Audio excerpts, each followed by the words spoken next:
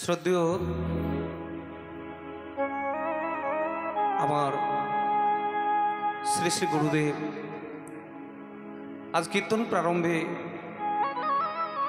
আমি ওনার শ্রীচরণ কমলে আমি আমার অসংখ্য অসংখ্য দণ্ডবত ভক্তিপূর্ণ প্রণাম নিবেদন করি।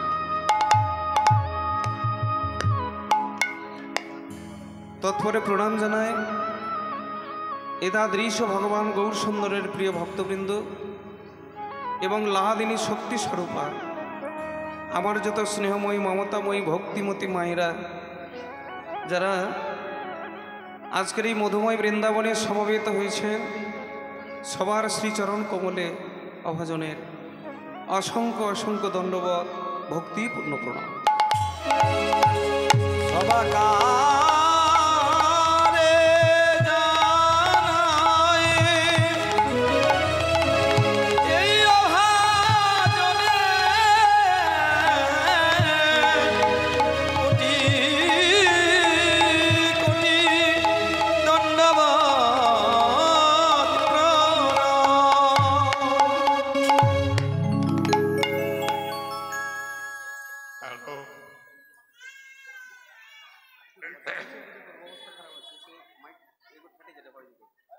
আজকে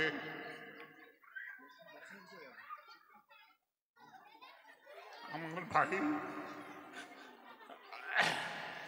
আশিস দেব নাতির অন্নপ্রাশনে যিনি গায়ক এসছেন, আমি আশিসকে জিজ্ঞাসা করছিলাম যে কি এসছেন, তো আশিস বলল যে আমি এমন একজন লোককে এনেছি যে যার কিছু তত্ত্বকথায় মানুষের মনকে চিহ্ন রাখবে। সেই হিসাবে কাল থেকে আমি বাড়িতে বসে ওনার গান শুনেছি, ওনার ছোট্ট উপমাও শুনেছি, খুব আনন্দিত।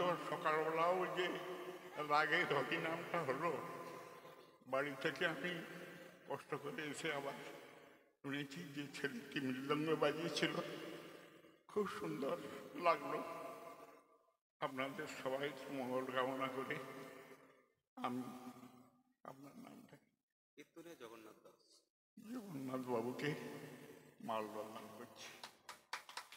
শ্রী গুরু নিতাই গৌর প্রেমানন্দে হরি বল হরি বল হরি বল হরি বল।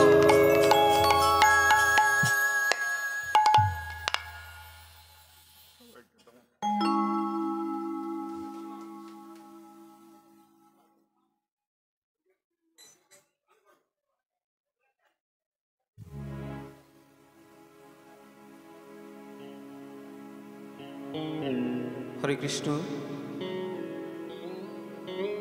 শ্রদ্ধেয় ভক্তবৃন্দ এবং আমার গর্ভধারিণী মায়েরা, বোনেরা, যারা আজকের এই বৃন্দাবনে সমবেত হয়েছেন, আপনারা সবাই আমার আত্মীয়, আপনারা সবাই আমার প্রিয়জন, আমরা একই বাড়ির লোক। তো আজকে একটি বিশেষ তিথি এবং বিশেষ অনুষ্ঠানের আয়োজন করেছেন আজকের যিনি উৎসবদাতা, ভগবত প্রেমিক, ভগবত অনুরাগী, ভগবানের একজন প্রিয় ভক্ত, নাম হলো শ্রদ্ধেয় মাস্টারমশাই আশিস বরণ দিয়ে দাস মহাশয়। ওনার নাতির শুভ অন্নপ্রাশন উপলক্ষে আজকের এই মহতি হরিবাসর। তো এই হরিবাসরে আপনারা সকলেই আমন্ত্রিত এবং আমাদেরকেও আমন্ত্রণ করেছেন উনি। যাই হোক, আজকের এই বৃন্দাবন আপনাদের সবার আবির্ভাবে, সবার উপস্থিতিতে আজকের এই হরিবাসর পরিপূর্ণতা লাভ করেছে। আর যে বাবা মালা দিয়ে বরণ্যয় উনি আশীর্বাদ করলেন, ওনার আশীর্বাদী মালা, ভগবানের প্রসাদী মালা উনি আমাকে প্রদান করলেন। জানি না এই মালার আমি যোগ্য কিনা, তো যাই হোক, এই মালা আমার গুরুদেবেরই একমাত্র প্রাপ্য। যাই হোক, গুরু কৃষ্ণ বৈষ্ণব এক। আমি আপনাদের কাছে ভগবানের কথা বা ভগবানের লীলা পরিবেশন করার সে ক্ষমতা আমার নেই।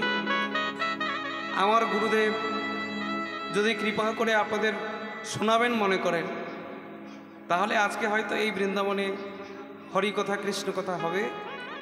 আজ আমরা সবাই ওনারই চর্বিত চর্বণ আমরা আস্বাদন করব।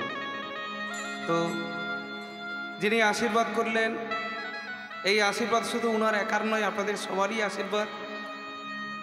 আপনারা যদি না থাকেন হরিকথা বলা সম্ভব নয়, হরিকথা হবে না। কেননা শাস্ত্রে বলা হয়েছে তুলসী কাননাং যাত্রা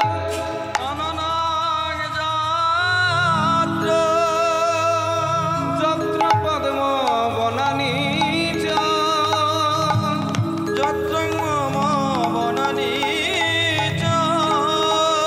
পুরাণং পঠনং যত্র তত্র সন্নিহিত হরি।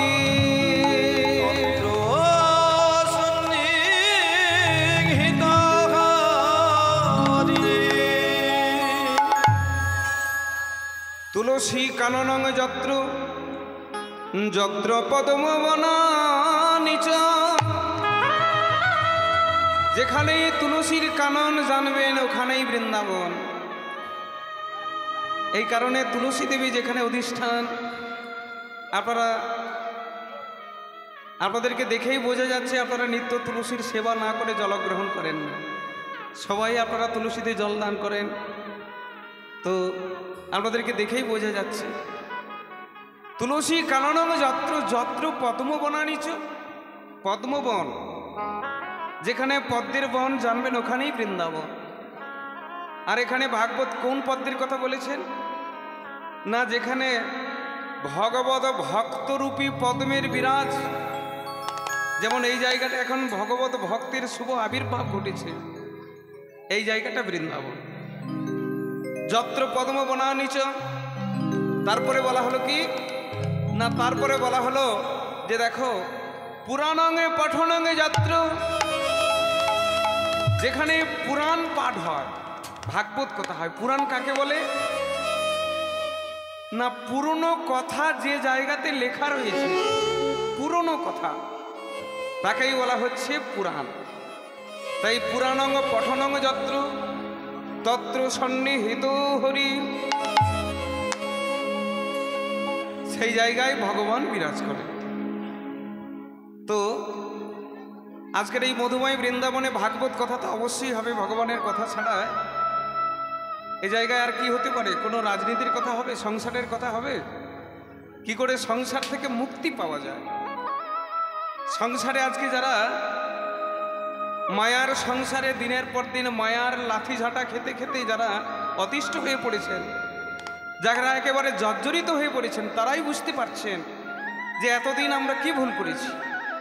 তাই পুরাণং পঠনং যত্র তত্র সন্নিহিত হরি। আর এই পুরাণদের মধ্যে 18টি পুরাণের মধ্যে শ্রেষ্ঠ পুরাণ হলো শ্রীমদ ভগবত পুরাণ। শ্রীমদ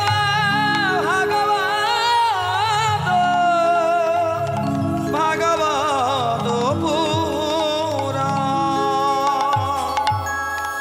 ওই ভাগবতের বন্দনা করতে গিয়ে প্রথমে বলা হয়েছে নিগম কল্পতরুরে গলিতং ফলং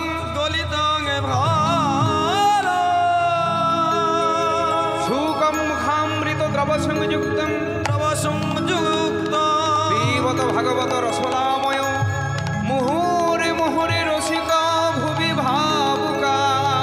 মুহুরে মুহুরে ভুবি ভাবুকা। নিগম কল্পতরুর গলিতং ফলং। নিগম বলতে বেদ। বেদ কয়টি রয়েছে? 4টি, ঋক, সাম, যজু এবং অথর্ব, তাই না? তাহলে ব্রহ্ম হইতে বেদের উৎপত্তি, আর সেই বেদ হলো নিগম কল্পতরুর গলিতং ফলং। নিগম অর্থে বেদ, বেদের যে গলিতং ফলং তাহা হলো কি সুকম মুখামৃত দ্রব সংযুক্তম। শুকদেব গোস্বামীর শ্রীবদন থেকে যে ভাগবত বাণী প্রচার হয়েছিল, নিগম কল্পতরু, নিগম রূপী কল্পতরু বৃক্ষ থেকে যে অমৃত প্রবাহিত হয়েছিল তাহা শুকদেব গোস্বামী পাদ, যিনি হচ্ছেন ব্যাসদেবের পুত্র, তিনি তার অমূল্য এই ভগবত বাণী আমাদের এই জগতে প্রচার করলেন। শুকম মুখামৃত দ্রব সংযুক্তম। আর এই অমৃত আস্বাদন করতে গেলে এই অমৃতকে চিবিয়ে খাওয়া যায় না।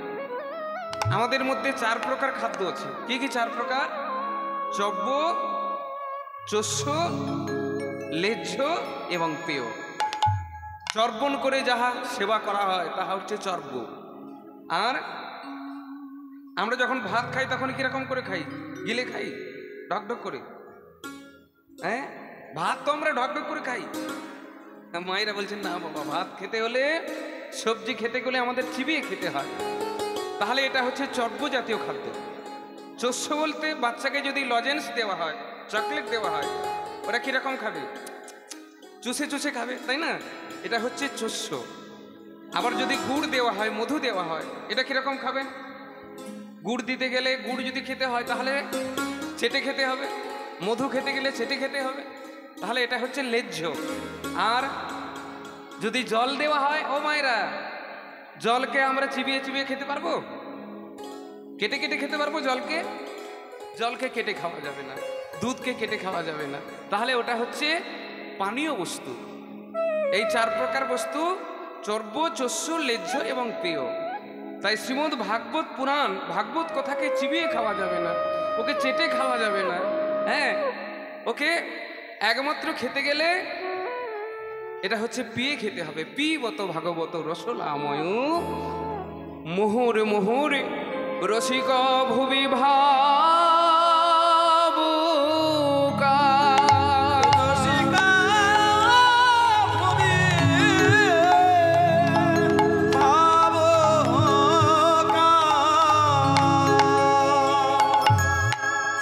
একদিন নয়, দুদিন নয়, নিত্য নৃত্য করতে বলা হয়েছে। এই ভাগবত কথামৃত আজকে শুনলাম, হয়তো কারোর বাড়ি যেতে যেতে অর্ধেক কথা মনে থাকবে না। আবার 2-4 দিন সংসারে থাকার পরে কোনোটাই আর মনে নেই। যথা পূর্বং তথা পরং। তাহলে একজন হরিকথা আজন্ম ধরে মনে রাখতে পারে, তাই না? আচ্ছা, ছোটবেলায় আমরা পড়েছি একে চন্দ্র, দুয়ে পক্ষ, তিনে নেত্র, চারি বেদ, এই করে তো নামটা পড়েছি। আচ্ছা, এই নামটা বা এই একে চন্দ্র আমরা ভুলে যাই? আমরা ভুলে যাই না। কেন ভুলে যাই না? না, ওটাই এমনভাবে আমাদের ব্লাডের সঙ্গে মিশে গেছে। খালি বারবার করে মাস্টারমশাই থেকে শুরু করে, দাদু ঠাম্মা থেকে শুরু করে, বাবা মা থেকে শুরু করে সবাই প্রত্যেক দিন একটা নিয়ম করে পড়তে বসানো হয়, তাই না? আর ও ছোটবেলায় যা পড়েছি আজও পর্যন্ত, মৃত্যু পর্যন্ত মনে থাকে। ঠিক তদ্রূপ আমাদের এই ভগবত কথামৃত আস্বাদন করতে হলে সবার একাগ্র চিত্ত দরকার। এই একাগ্র চিত্ত না হলে, মন সংযোগ না হলে হরিনাম হবে না, আর এই হরিকথা আমাদের মনে থাকবে না।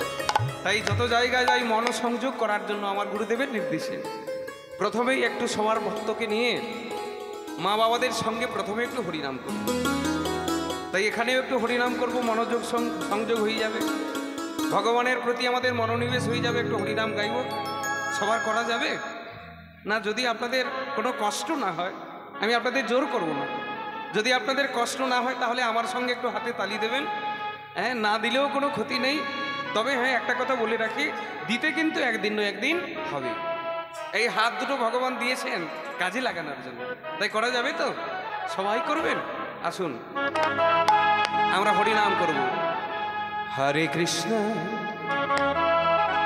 হরে কৃষ্ণ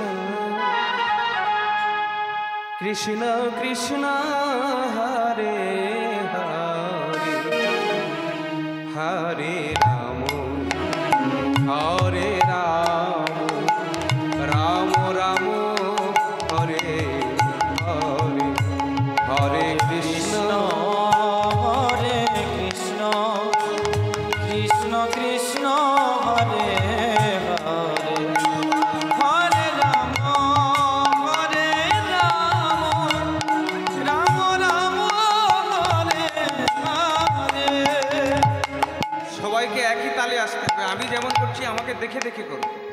এই জন্য সংসারে 2-4টা হাঁড়ি হয়, একটা সংসার থেকে হাঁড়ি সংখ্যা বেড়ে যায়, উনুনের সংখ্যা বেড়ে যায়। কেন না? তার মূল কারণ হচ্ছে তাল ঠিক থাকে না। তাল কখন ঠিক থাকবে না? যদি সংসারের মোড়ল ঠিক হয়, আর পরিবারে যারা আছে মোড়লেরা, মানে যারা সদস্যরা আছে তারা যদি মোড়লকে মানে, তবে কি একটা হাঁড়ি হবে। আর যদি মোড়লকে না মানে, সংসারের মালিককে যদি না মানে, তাহলে হাঁড়ির সংখ্যা বাড়বে, উনুনের সংখ্যা বাড়বে। এই জন্য তালটা ঠিক করতে হবে, একজনকে প্রধান মানতে হবে, ক্যাপ্টেন মানতে হবে। তাই আমি যেমন করছি তেমনা আপনারা সকলেই আমার সঙ্গে মিলিত হয়ে একইভাবে করুন। হরে কৃষ্ণ হরে কৃষ্ণ কৃষ্ণ কৃষ্ণ হরে হরে, হরে রাম হরে রাম রাম রাম হরে হরে।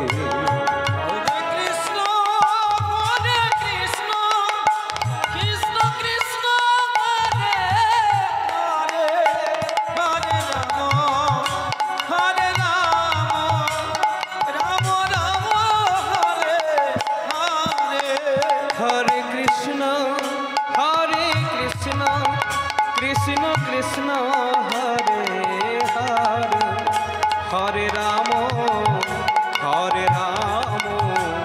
রাম রাম হরে হরে। হরে কৃষ্ণ কৃষ্ণ কৃষ্ণ হরে হরে, হরে রাম রাম রাম হরে হরে। এবারে ডবলে গাইব, ডবলে তালি দেবেন তো। হরে কৃষ্ণ কৃষ্ণ কৃষ্ণ হরে হরে, হরে হরে রাম রাম রাম হরে হরে। হরে কৃষ্ণ কৃষ্ণ কৃষ্ণ হরে হরে, হরে রাম রাম হরে হরে। মহাপ্রভুর হাত কোন দিকে, নিচের দিকে না উপর দিকে? আমরা করতে পারবো? হাত ব্যথা করবে না তো? ব্যথা করবে না? মহাপ্রভু কত বছর হাত তুলে আছেন? 538 বছর। আমরা 5 মিনিট করতে পারবো? পারবো তো? না না, 5 মিনিট করতে হবে না, 1 মিনিট করতে পারবেন তো? তাহলে হাত তুলে রাখুন। হরি বল হরি বল হরি বল হরি বল হরি বল হরি বল হরি বল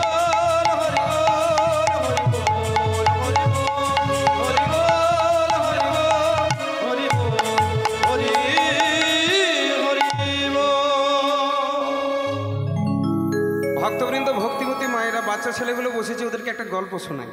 হ্যাঁ, ওরা খুব পরিশ্রম করে এসেছে, খুব ভালো লাগছে। আপনারা যে হরিনাম গাইছেন, আপনাদের থেকে ওরা বেশি ভালো করলো, আপনাদের থেকে ওরা ভালো করেছে। কেন বলুন তো, কী করে ভালো হলো? বাবা, মাস্টারমশাই স্কুল থেকে এসছেন। দেখুন, যেমন গুরু তেমন শিষ্য। তো আজকে মাস্টারমশাই ওনার নাতির শুভ অন্নপ্রাশন উপলক্ষে আজকের এই বৃন্দাবন তৈরি করেছেন।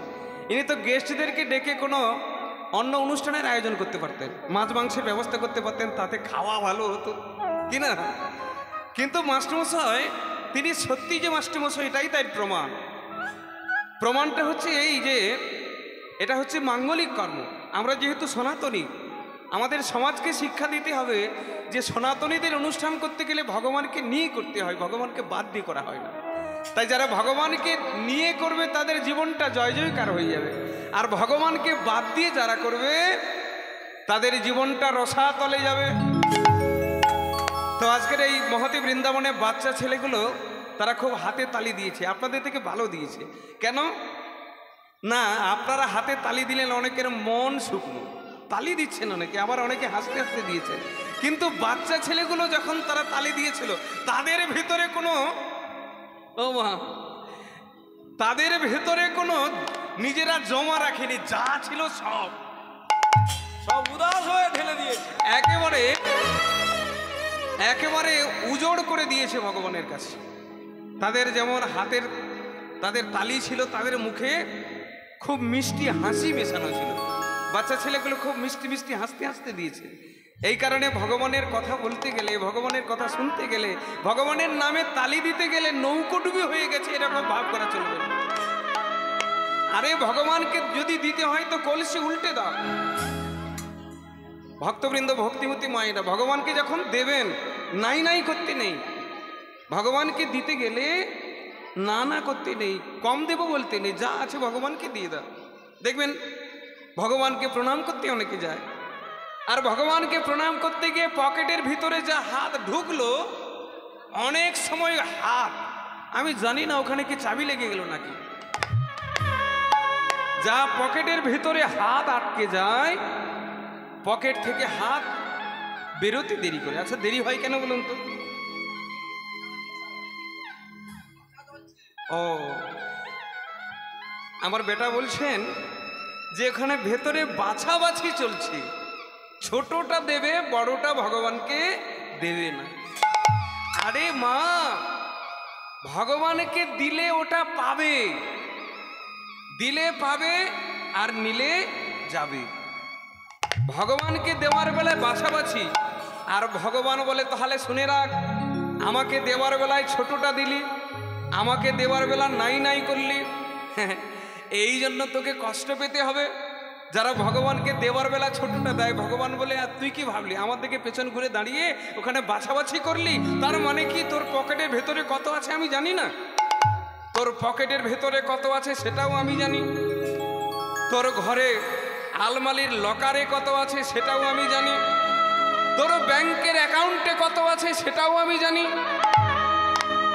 আরে এগুলো তো সব আমারই দেওয়া না, আমি দিয়েছি বলে তোদের এত বাহাদুরি চলছে। আর আমাকে দেওয়ার বেলা নেই, এর পরের জীবনে আমি তোকে ভিখারির ঘরে জন্ম দেব, তখন বুঝতে পারবি নাই নাই করার কি যন্ত্রণা, নাই নাই করার কি জ্বালা, তখনই বুঝতে পারবি। তাই মাগো, এটা খুব ভারী লাগছে, একটা কমিয়ে দিই।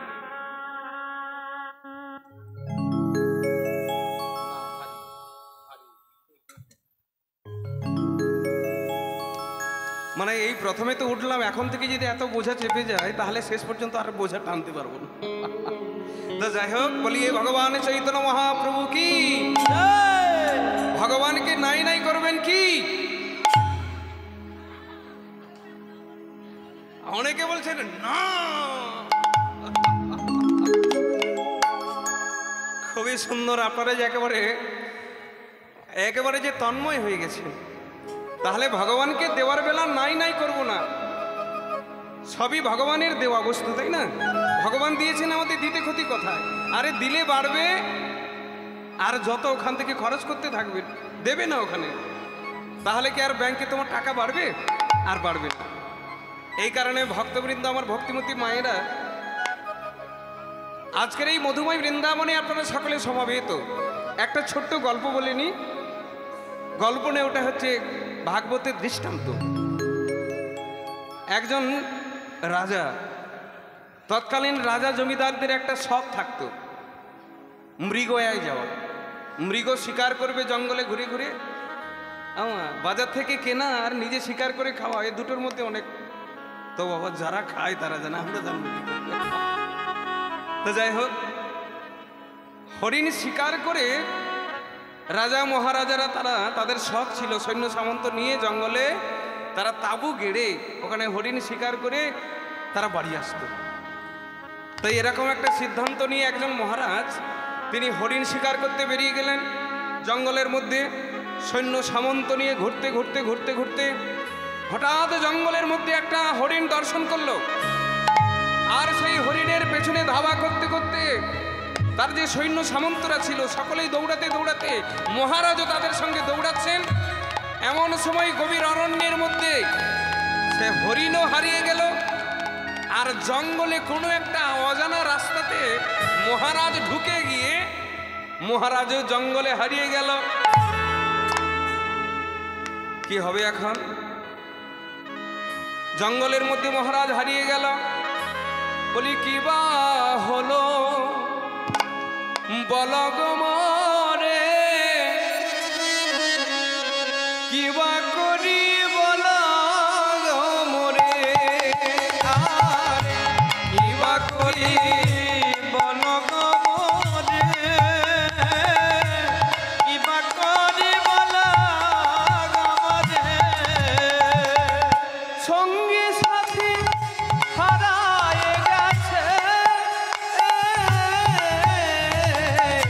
সঙ্গী সাথী হারায় গেছে, সঙ্গের সাথী হারায়ে গেছে, সঙ্গের সাথী হারায়ে গেছে। কি বা করি বল গো মোরে, কি বা করি বল গো মোরে। কি বা করি বল গো মোরে, কি বা করি বল গো মোরে। গভীর জঙ্গলের মধ্যে মহারাজ হারিয়ে গেলেন। অজানা পথ, কোনো রাস্তা খুঁজে পায় না, শুধু জঙ্গল, গাছ আর গাছ। এইভাবে জঙ্গলের মধ্যে ঘুরতে ঘুরতে হঠাৎ পশ্চিম আকাশে সূর্য অস্ত যাচ্ছে। বলি অন্ধকার হলো সারা যে জঙ্গল, অন্ধকার হলো সারা জঙ্গল। অন্ধকার হলো সারা যে জঙ্গল, অন্ধকার হলো সারা যে জঙ্গল। অন্ধকারের মধ্যে মহারাজ পথ খুঁজে পাচ্ছেন না। কি করি আমি, কোথায় যাই, কে আমাকে রক্ষা করবে? জঙ্গলের মধ্যে হিংস্র জন্তু থাকে, হয়তো আমার বিপদ ঘটতে পারে। ভক্তমণ্ডলী মায়েরা, সেই জঙ্গলের মধ্যে হঠাৎ সূর্য অস্ত যায়, অন্ধকার হয়েছে। দেখবেন জঙ্গলে যারা আপনারা গেছেন, আপনারা জানেন সূর্য পশ্চিম আকাশে ঢলে পড়লে জঙ্গল অন্ধকার হয়ে যায়। অস্ত গেলে, মানে সূর্য অস্ত গেলে কি হবে? সূর্য অস্ত যায় যায়, জঙ্গল অন্ধকার হয়ে গেছে। এমন সময় অদূরে শোনা যায়, মনে হয় যেন একটা কাঠুরিয়া কাঠ কাটছে। জঙ্গলে যারা থাকে তারা কাঠ কেটে বিক্রি করে, গরিব মানুষেরা। একটা কাঠুরিয়া বোধহয় কাঠ কাটছে শব্দ শোনা যায়। তাই সেই মহারাজ করলেন কি জানেন?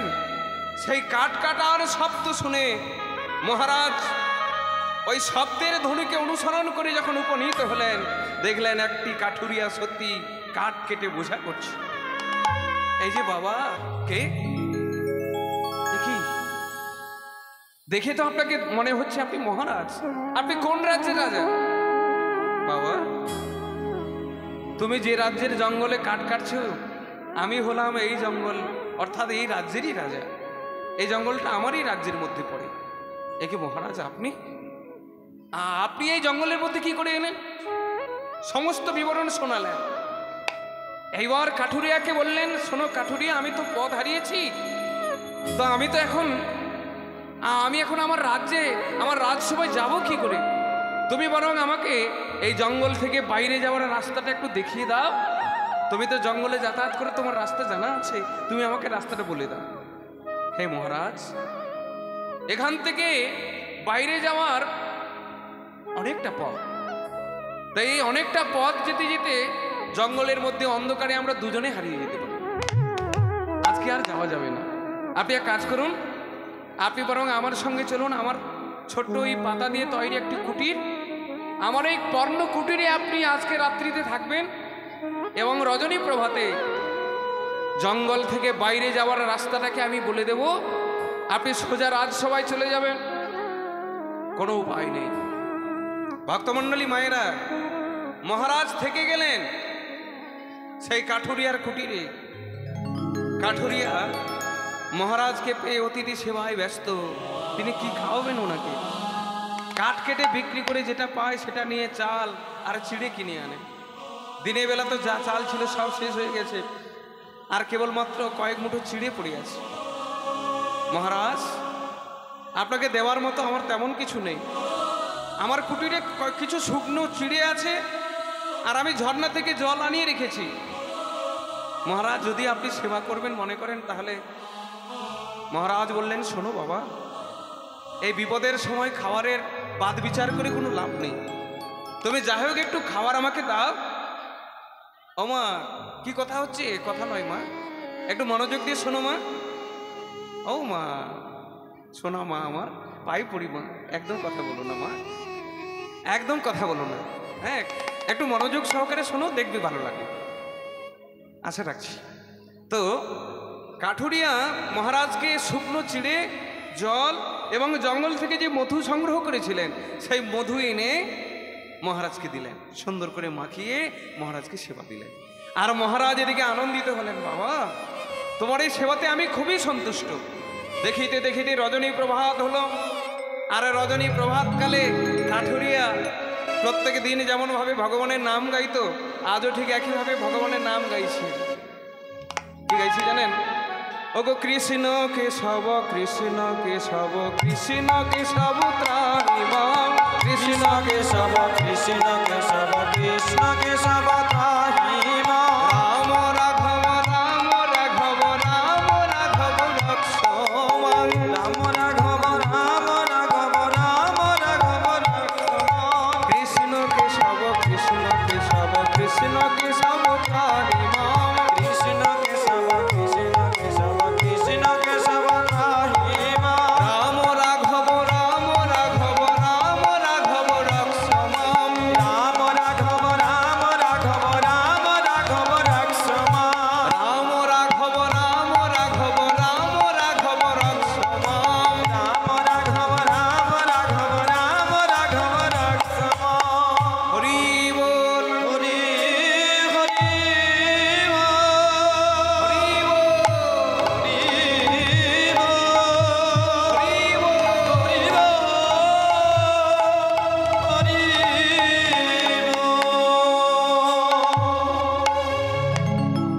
একটু ভোরবেলাতে করে দেখবেন,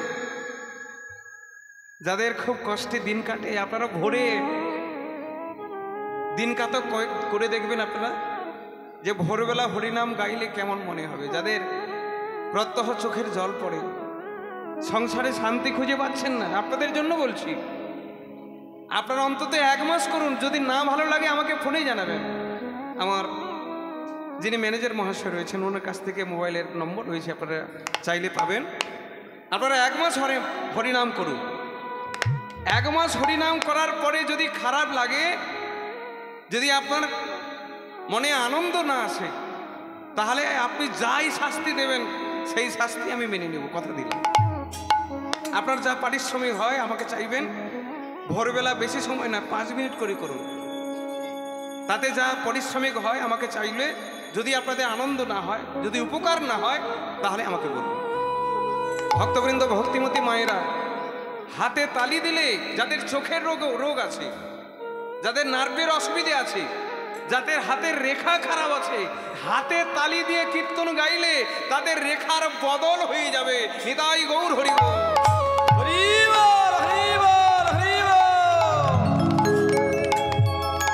আপনাকে আর জ্যোতিষীকে হাত দেখানোর লাগবে না, হাতে তালি দিয়ে কীর্তন করুন।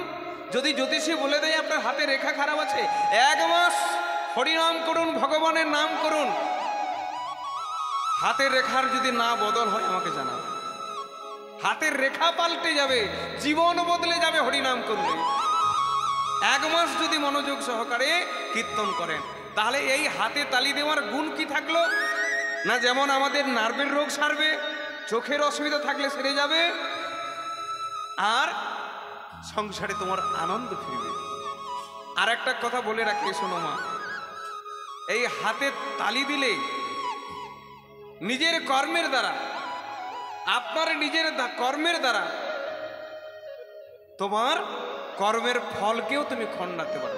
হরি নামের দ্বারা, হাতে তালি দেওয়ার দ্বারা তোমার কর্মের ফল পাল্টে যাবে। যে কর্মে লেখা ছিল সেটা অনেক উন্নত হয়ে যায়। তাই এমন গুণ আছে এই হরি নামে, যদি ভোরবেলা কীর্তন করেন। ভোরবেলা ঘুম ভাঙলে আমরা কি করি? কই গো শম্পর বাবা, উঠবে না? ও শম্পর বাবা, আরে ওঠো, আরে কাজে যাবে কখন? না না, এরকম বলতে নেই, ঠেলা দিয়ে মানুষের মাকে জাগাতে হবে না। ওই উঠবে না, সকাল হয়ে গেছে, ওঠো টুম্পার মা ওঠো। এরকম বলতে নেই, ভোরবেলা ঘুম ভাঙলে মায়েরা মনোযোগ সহকারে কীর্তন শুনছেন, ঠেলা দিয়ে স্বামীকে জাগান এবং জাগিয়ে বলুন হরি বল, হরে কৃষ্ণ, রাধে রাধে। আপনার জীবনটা যেমন মঙ্গলময় হয়ে গেল, তেমনি যে ঘুম থেকে উঠছে প্রথমেই ভগবানের নাম শুনল। আচ্ছা, রাধারানীর নাম আপনারা শুনেছেন কি না? বাড়ি কোথায়? মধুময় বৃন্দাবনে, তাই না? বর্ষানাতে বাড়ি। তাই এই রাধারানী যখন জন্মগ্রহণ করেছিল সে চোখে দেখতে পেত? রাধারানী যখন জন্মগ্রহণ করেছিল, ও মায়েরা, রাধারানী যখন জন্মেছিল রাধারানী ছিল অন্ধ। চোখ খুলল কি করে? না, রাধারানী মনে মনে সিদ্ধান্ত নিয়েছিল জগৎ দেখবো তো জগৎ দেখার আগেই প্রথমেই আমি আমার ভগবান গোবিন্দকে দর্শন করব, আমি কৃষ্ণকে দর্শন করব, কৃষ্ণ দর্শনের আগে আমি এই জগৎ দর্শন করতে চাই। তাই রাধারানী প্রথমে তার যখন দৃষ্টি ফিরে এসেছিল, প্রথমে যখন তিনি দেখেছিলেন মা কোলে নিয়ে গিয়েছিলেন নন্দালয়ে। হ্যাঁ, নন্দালয়ে একদিকে মা যশোমতী গোপালকে কোলে নিয়েছে, আর এদিকে কীর্তিকা। রাধারানীর মায়ের নাম হচ্ছে কীর্তিকা বা কীর্তিদা। হ্যাঁ, দুটোই ঠিক, কোনোটা ভুল নয়। কোনো কোনো শাস্ত্রে বলা হয়েছে কীর্তিদা, আবার কোনো কোনো বলা হয়েছে কীর্তিকা বলা হয়েছে। মা কি করেছেন? রাধারানীকে কোলে নিয়ে পাশাপাশি দাঁড়িয়েছে, একদিকে যশোমতী আর একদিকে কীর্তিকা। কীর্তিকা রাধারানীকে কোলে নিয়েছেন আর মা যশোদা গোপালকে কোলে নিয়েছেন। এইবার দুজনে যখন কাছাকাছি হয়েছে, প্রাণ গোবিন্দ আমার পায়ের ঠেলা দিয়ে, ছোট্ট তো পায়ের ঠেলা দিয়ে রাধারানীকে জাগাচ্ছে, রাধে এইবার তুমি তোমার নয়ন উর্মিলন করো, আমি তোমার সম্মুখে, তুমি নয়ন উর্মিলন করে দেখো আমি তোমার সম্মুখে, আমি আমার মানে মায়ের কোলেতে রয়েছি, আমি মায়ের কোলেতে, মায়ের কোলেতে রয়েছি। বলি রাধা রানী কি বাহ। এই কারণে মায়েরা, যারা আপনারা ভগবানের লীলা আস্বাদন করছেন, আপনারাই পারবেন সংসারটা সুখের করতে, আপনারাই সংসারকে ঠিক করতে পারবেন। শয়ন মন্দির সকলের রয়েছে, সকলের আছে তো শয়ন মন্দির? অনেকে বলবেন যে না বাবা, বেডরুম আছে, মন্দির নেই, শয়ন মন্দির নেই। এখন আধুনিক সমাজ তো, দেখবেন প্রত্যেকের একটা বেডরুম আছে, আমার সেই বেডরুমে যেন অন্য কেউ না যায়, যার বেডরুম সে যেন থাকে। কিন্তু আপনি কি জানেন, সেটা প্রাইভেট। এই কারণে বেডরুমে যেন অন্য কেউ না যায়। স্বামী স্ত্রী যে বেডরুমে থাকে ওই বেডরুমটাকে কি বলে? শয়ন কক্ষ বলে, বেডরুম বলে। কিন্তু আমাদের সনাতন ধর্মের শাস্ত্র কি বলছে? ওটা বেডরুম নয়, ওটা হচ্ছে রাধা গোবিন্দের শয়ন মন্দির। বিদায় গৌর প্রেমানন্দে, হরি বল, হরি বল, হরি বল। আরে যিনি স্বামী তিনি তো জগৎ পিতার অংশ, আর যিনি স্ত্রী তিনি হচ্ছেন জগৎ জননী রাধারানীর অংশভূতা। তাহলে ওখানে কারা ঘুমিয়ে আছে? ওখানে স্বয়ং রাধা কৃষ্ণ বলুন, লক্ষ্মী নারায়ণ বলুন, রাম সীতা বলুন, ওখানেই আছেন।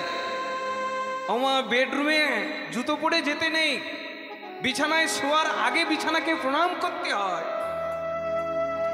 আবার বিছানা ছাড়ার পরে যখন আপনি বিছানা ছাড়বেন বিছানাকে প্রণাম করে নামতে হয়। না না, পৃথিবীতে পা দিতে নেই, পৃথিবীতে পা দেওয়ার আগে, পালঙ্ক থেকে যখন নামবেন নামার আগে পৃথিবীকে একটু প্রণাম করুন, ধরিত্রীকে প্রণাম করুন, দেখবেন আপনাদের জীবনের চলার পথ বদলে যাবে। আপনার যে রাগ হতো, হিংসা হতো, ঝগড়া করতে হতো, আপনাকে আর ঝগড়া করতে হবে না, আপনাকে আর সংসারে দেওয়াল লাগাতে হবে না, পার্টিশন করতে হবে না। নিতাই গৌর হরি বল, হরি বল, হরি বল, হরি বল, হরি বল। এটাই করে হিন্দু সনাতন ধর্ম। আমাদের এই সনাতন ধর্ম অন্য কোনো ধর্মের অবমাননা করে না, অন্য কোনো ধর্মের সমালোচনা করে না। আমাদের এই সনাতন, সনাতন হচ্ছে অক্ষয় অব্যয়, যাহা অনাদি অনন্তকাল থেকে ছিল, এখনো আছে এবং আগামীতে থাকবে। আর আমার প্রভু আমার প্রভু হচ্ছেন অনাদি অনন্তকাল ধরে আছেন। তাই দয়াময় নিতাই গৌর প্রেমানন্দে হরি বল হরি বল। হরি বল হরি বল হরি বল হরি বল।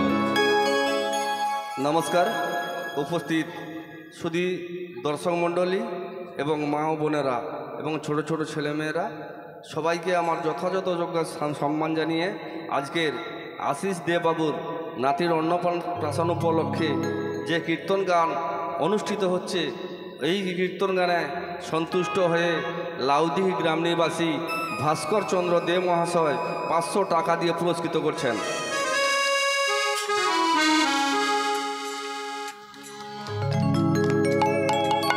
নিতাই গৌরী প্রেমানন্দে হরি বল হরি বল হরি বল। নানা বলো না, নানা বলো না, নানা বলো না, বলো না, বলো না আমারে ভুলিতে তাহারে মধু মাখা কৃষ্ণ না হরি না মধু মাখা কৃষ্ণ না বলো না আমারে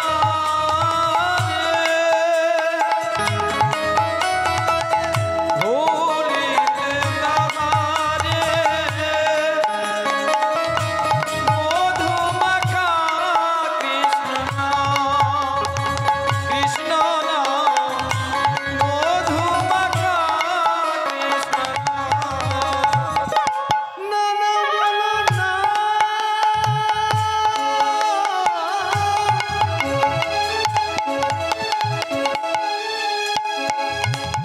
নানা বলো না, নানা আমায় বলো না, আমায় হরি নাম ভুলে যেতে বলো না, বলো না আমারে ভুলিতে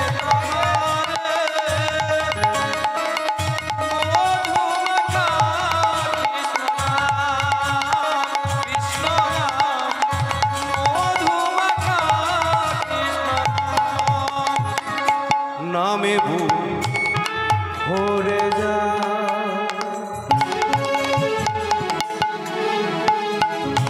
অভাব মেটা নামে ভোগ ভরে যান অভাব মিটায়। নামে বুক ভরে যায় অভাব মিটায় স্বভাব জাগায় মহা সুখে মনরে স্বভাব জাগায় মহা সুখে। নামে ভোগ ভরে যায় অভাব মিটায়। নামে ভোগ ভরে যায় অভাব মিটায়। স্বভাব জাগায় মহা সুখে সুখে স্বভাব জাগায় মহা সুখে। বলো না আমারে ভুলিতে তাহারে মধু মাখা কৃষ্ণ নাম, সুধা মাখা হরি নাম। বলো না আমারে ভুলিতে তাহারে মধু মাখা কৃষ্ণ নাম, কৃষ্ণ নাম মধু মাখা মধু মাখা মধু মাখা কৃষ্ণ নাম। বলিয়ে রাধা মাধব কি জয় হরি বল। হরি বল। তো ওদিকের কি হলো? রাজা সারা রাত্রি ওখানে থাকলেন। রাত্রে ওই ছিঁড়ে আর ওই জল, তার সঙ্গে একটু জঙ্গলের মধু ছিল, তাই না? মহারাজ কোনো অসুবিধা হয়নি, তিনি রাত্রে সেবা করলেন, সেবা করার পরে বিশ্রাম করলেন। রজনী প্রভাতে মহারাজ বলছেন, কই গো বাবা, আমার রাজকার্য আছে, আমাকে এই মুহূর্তে রাজ্যে ফিরতে হবে, আমার মন্ত্রী পারিষদেরা আমাকে কত না খুঁজছে, তুমি আমাকে জঙ্গল থেকে বেরিয়ে যাবার রাস্তাটা বলে দাও। মহারাজ জানি না আর কোনোদিন পাবো কিনা এই সুযোগ। আপনি যে এই গরিবের কুটিরে এসেছেন, আপনি কি এরকম বিপদ না হলে আসতেন? ভক্তমণ্ডলী মায়েরা, অনেক ভাগ্যেরও ফলে অতিথি আসিয়া মেলে, গৃহে হয় অতিথি সেবক। জানবেন, কোনো অতিথি যদি আপনার বাড়িতে আসে, অতিথি বলতে যাদের গমনাগমনে কোনো তিথি লাগে না, তিনি হচ্ছেন অতিথি। কোনোদিন যদি আপনার বাড়িতে অতিথি আসেন, জানবেন আপনার সৌভাগ্য। আর তাদের মধ্যে যদি কোনোদিন আপনার বাড়িতে কোনো বৈষ্ণব ঢুকে যান, জানবেন সাক্ষাৎ ভগবান আপনার বাড়িতে এসে গেল। আরে বৈষ্ণব শরীরে সদা গোবিন্দ বিশ্রাম। এই কারণে বৈষ্ণবকে শোয়াতে গেলে যে বিছানায় তুমি শো, সেটাতে তুমি দিলে কি করবে, কোনো করার নেই, তাতে তোমার নিজের অপরাধ ঘটে যাবে। এই কারণে সাধুরা যেখানে থাকেন, নিজেদের একটা কিছু না হলে আপাতত একটা পাতন থাকে, নিজে তার নিজের ব্যবহারিক জিনিসটা পেতে দিয়ে ঘুমিয়ে পড়ে। তা আপনি যে বিছানায় ঘুমান, সেই বিছানা সাধুকে দিতে নেই। যে থালাতে আপনারা খান, ওই থালা সাধুকে দিতে নেই। আপনারা অখাদ্য কুখাদ্য আমিষ খান, সাধু তো নিত্য প্রসাদ ভোজি। আপনার বাড়িতে বৈষ্ণব এলেন, আপনি যদি ওটা দিয়ে দেন, তাহলে আপনার অপরাধ ঘটে যাবে। বৈষ্ণবের বদন দিয়ে ভগবান সেবা করেন।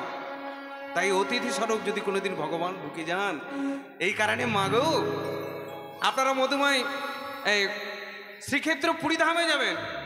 পুরীধামে জগন্নাথের গলায় যে মালাটা দেওয়া হয়, সে মালাটা কি দিয়ে গাঁথা বলুন তো? ফুল আছে, তুলসী আছে, কিন্তু আমরা একটা সুতো ব্যবহার করি তো, জানো?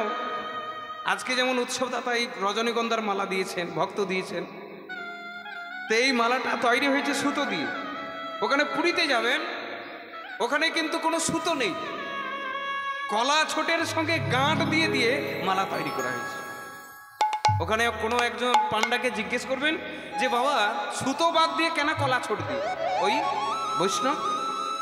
পুরীর পান্ডারা একদিন পাগল মনে করে, রঘুদাস নামে একজন ভক্ত ছিল, সে জগন্নাথের গলায় কলা ছোট দিয়ে মালা তৈরি করে জগন্নাথের গলায় দিতে যাচ্ছিল। আর তখনই পুরীর পান্ডারা ওখানে ওকে অনেক মার মেরেছিলেন, সারা শরীরটা ফেটে রক্তের বন্যা বয়ে গিয়েছিল।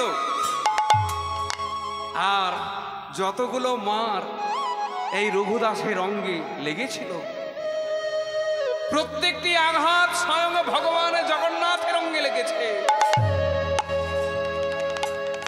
রজনী প্রভাতে মন্দিরের দরজা খুলে যখন দেখে মন্দিরের পূজারী জগন্নাথের সারা শরীরটা রক্তে দরদর করছে, পান্ডা জিজ্ঞেস করলেন, প্রভু আপনার এই অবস্থা কি করে হলো? কে আপনাকে এমন করে মারলো? তোরাই মেরেছি প্রভু, আমরা আপনাকে কখন মানলাম? ওই যে রঘুদাসকে যে মারলি তোরা? হ্যাঁ, আমরা তো রঘুদাসকে মেরেছি, কিন্তু আপনার শরীরে এইভাবে। ওরে তোরা কি জানিস না, বৈষ্ণবের শরীর আর আমার শরীরে কভু আলাদা নয়। আমি বৈষ্ণব শরীরে সদা বিশ্রাম করি, আমি বৈষ্ণবের শরীরে বদন দিয়ে সেবা করি, বৈষ্ণবের নয়ন দিয়ে দর্শন করি, আর বৈষ্ণবের শরীর আমার শরীর হলো এক। তাই ভক্তবৃন্দ, ভক্তিমতী মায়েরা, যদি আপনার বাড়িতে কোনোদিন কোনো বৈষ্ণব এসে যায়, জানবেন সাক্ষাৎ ভগবান আপনার বাড়িতে এলো। আপনার ক্ষমতা যতটুকু থাকবে সাত্বিকভাবে সেবা করার চেষ্টা করুন। বৈষ্ণব অপরাধের কোনো ক্ষমা নেই। বৈষ্ণবের চরণে যদি কেউ অন্যায় অপরাধ করে, কোনো ক্ষমা নেই। তাই ভক্তবৃন্দ, ভক্তিমতী মায়েরা, আজকে আমার যে জঙ্গলের মধ্যে মহারাজ এত কষ্টের মধ্যে কাটিয়েছিলেন, তিনি চলে যাবেন। আর অতিথি সেবার কথা মনে পড়লে গেল যে আমি আমার বাড়ি থেকে অতিথি চলে যাবে ভোরবেলাতে না খেয়ে। না না মহারাজ, আমি আপনাকে যেতে দেবো না, আপনি একটু দাঁড়ান।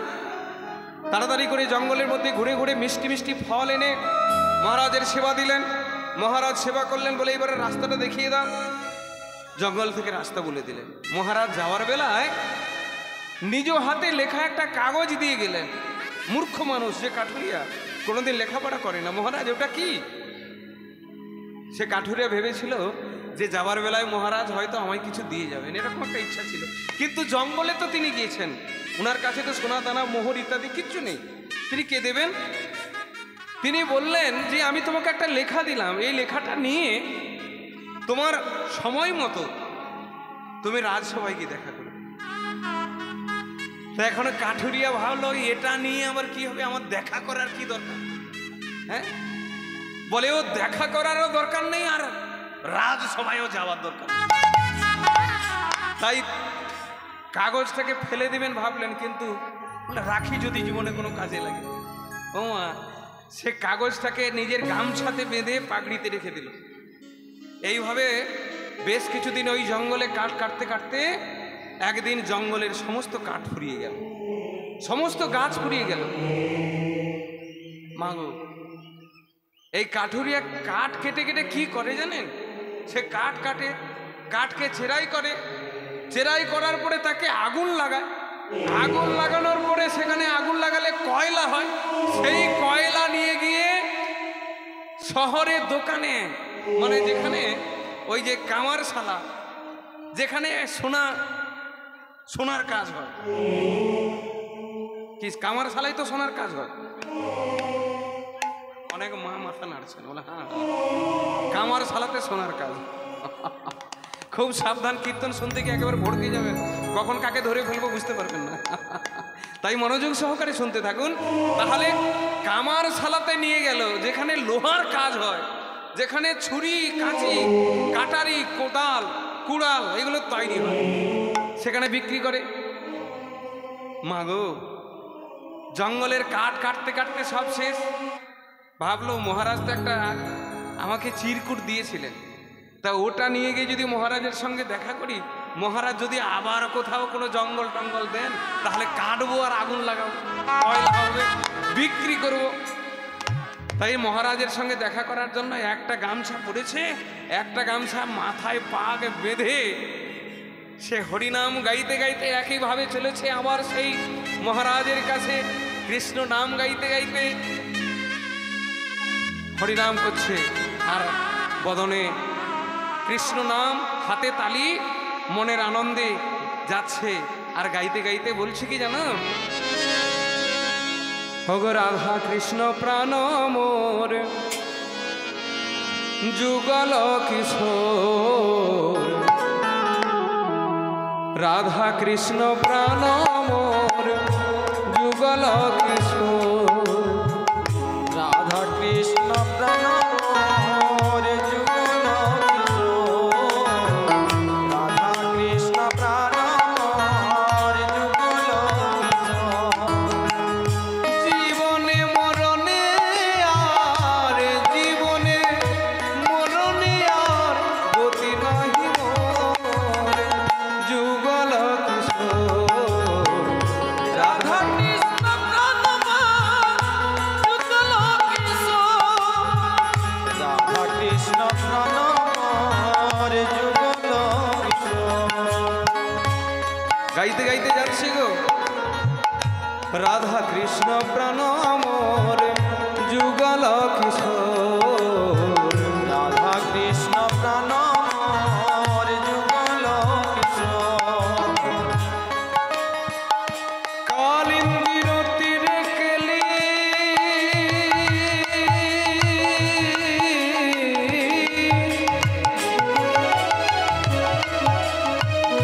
কালিন্দির তীরে কেলি কদম পেরিবন, রতন বেদির পরে বসাবো দুজন। আর কালিন্দির ফুলে গেলি, কালিন্দির তীরে গেলি কদম বেরিবন, রতন তেজির পরে বসাবো তোজা। রাধা কৃষ্ণ প্রাণ মোর যুগল কিশোর, রাধা কৃষ্ণ প্রাণ মোর যুগল কিশোর। গাঁথিয়া মালতীর মালা দেব দোহারে গলে, আর ধরে তুলিয়া দিব কর্পূরের মূলে। গাঁথিয়া মালতীর মালা দেব দোহার গলে, ও ধরে তুলিয়া দিব কর্পূরের মূলে। রাধা কৃষ্ণ প্রাণে মোর যুগল কিশোর, রাধা কৃষ্ণ প্রাণ মোর যুগল কিশোর। ওরে জীবনে মরণে আর, জীবনে মরণে আর গতি নাহি মোর যুগল কিশোর, রাধা কৃষ্ণ প্রাণে মোর যুগল কিশোর, রাধা কৃষ্ণ প্রাণ মোর যুগল কিশোর। বলি রাধা রানী কি জয়। হরিনাম গাইতে গাইতে বেচারা রাজসভায় উপস্থিত। এইবার রাজসভায় যেতে গেলে মাগো দরজা অনেক পার হতে হবে। তো এখন রাজসভায় ঢুকতে গেলে দারোয়ানেরা দাঁড়িয়ে আছে। সে গামছা পরেছে, একটা গামছাকে পাগ বেঁধেছে, নাম গাইতে গাইতে যখন চলে যাচ্ছে, ওই দুইজন দারোয়ান নিজেদের মধ্যে বলা বলি হচ্ছে, ওই দেখ একটা পাগল আসছে। ও হয়তো আমরা অন্যমনস্ক থাকবো, ঢুকে যাবে, আর মহারাজ শেষে আমাদেরকে ধরবে, যাতে ও ভেতরে ঢুকতে না পারে।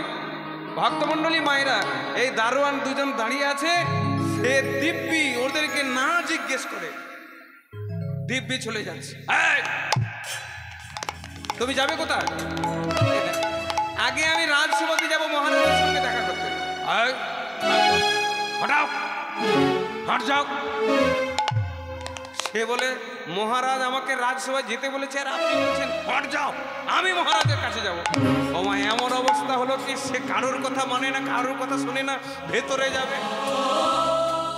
এইবার দারোয়ানেরা ঠেলাঠেলি করে তাকে তাড়িয়ে দেওয়ার চেষ্টা করছে।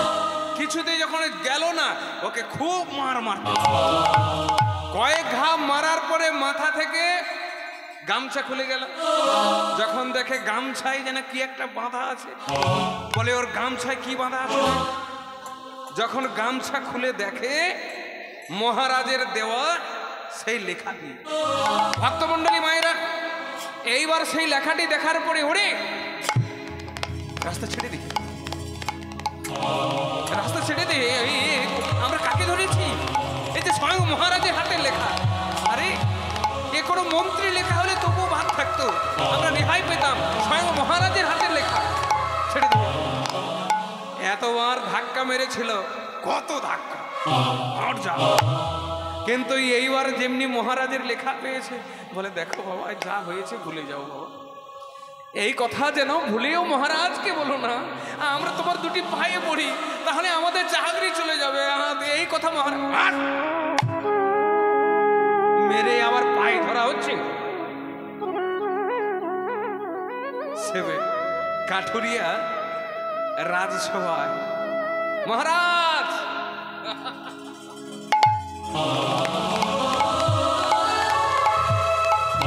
মহারাজ আমি এসে গেছি মহারাজ।